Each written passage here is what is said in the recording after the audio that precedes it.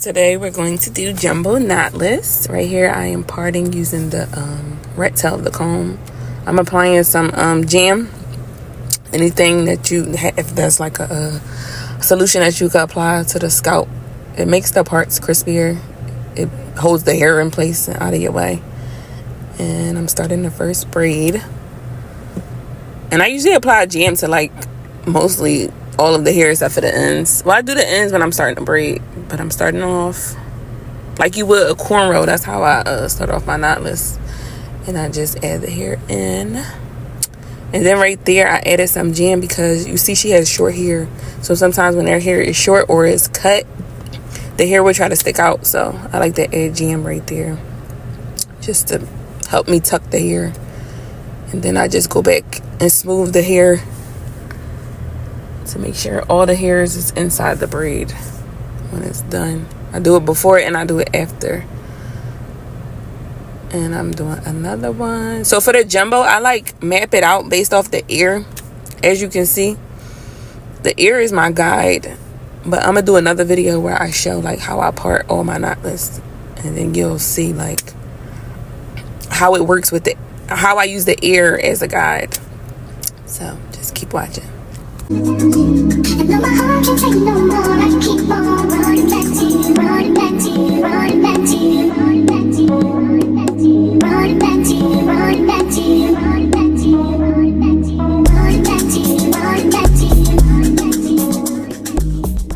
So right here you're going to see me add the little pieces in. And the way I do it is I take the small part, I wrap it around, and then I take the rest of the hair and wrap it around whatever. I can wrap it around a comb, ponytail, don't matter. Or even the braid, as you saw with the second part. And I do that because I don't like the clips to hold it, because it actually adds more weight to the braid and it kind of messes me up. It actually puts tension on the braid. So it messes my braid up when I'm trying to braid. I like my braids to be neat throughout the braid. So that's why I do that. And it's easier. I don't have to find no clips, look for no clips. And as you can see right there, I'm using the ear again. Now I'm using the top of the ear, the tip of the ear, as a guide for the next part.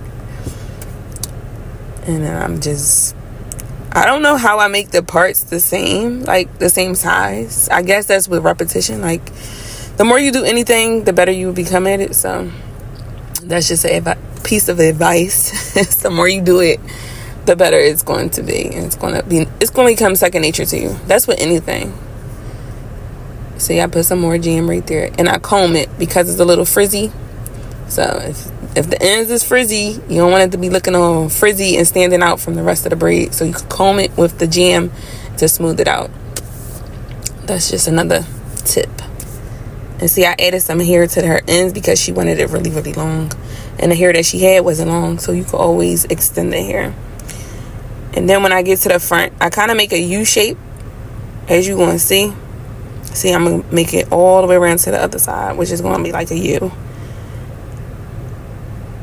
See how that jam, when you apply it, it gets the parts really, really crispy. Just keep on doing it.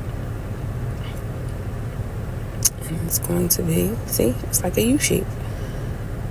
And I use the ear again as a guide. That's how I know, like, where to make the part for that piece. I gotta keep pushing her heads inside. Yeah, I'm a little bit, I don't think I'm aggressive with heads, but I do like to like have it in a certain position, because if it's not in a certain position, it's gonna mess up my wrist. So if you ever feel like you have carpal tunnel or you're getting carpal tunnel, it's because of the client's head position is not in the right place when you are doing the braid or starting the braid. So you have to make sure you tell them to bend their head or angle it, or even just push the head where you want it to go, because if not, you will cause damage to your wrist. And that's how people get carpal tunnel. And that's what I learned over the years, because there was a point in time where I had carpal tunnel syndrome. And I didn't know why until I realized I could feel the pain when I would do certain things. And then I would notice, okay, the client is moving their head, or the head is not positioned right. That's why. So just keep in mind that happens a lot of times because of that.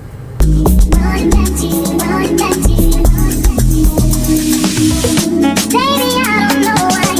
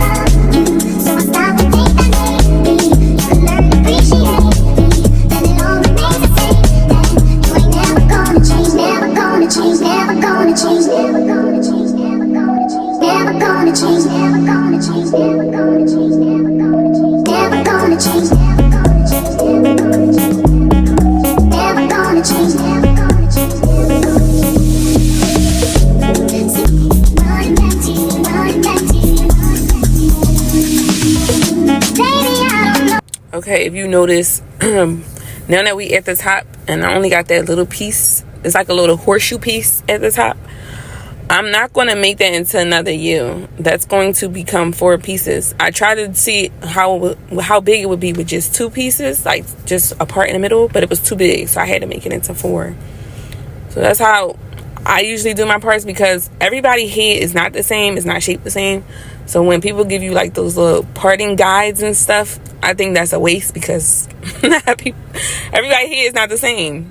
So you can't just use, it's not a one-fit-all thing. It's not a one-fit-all thing. You just gotta try stuff out, see what works, see what doesn't work. And then when that client come again, you'll know like, oh, I can't part it that way, I gotta part it a different way.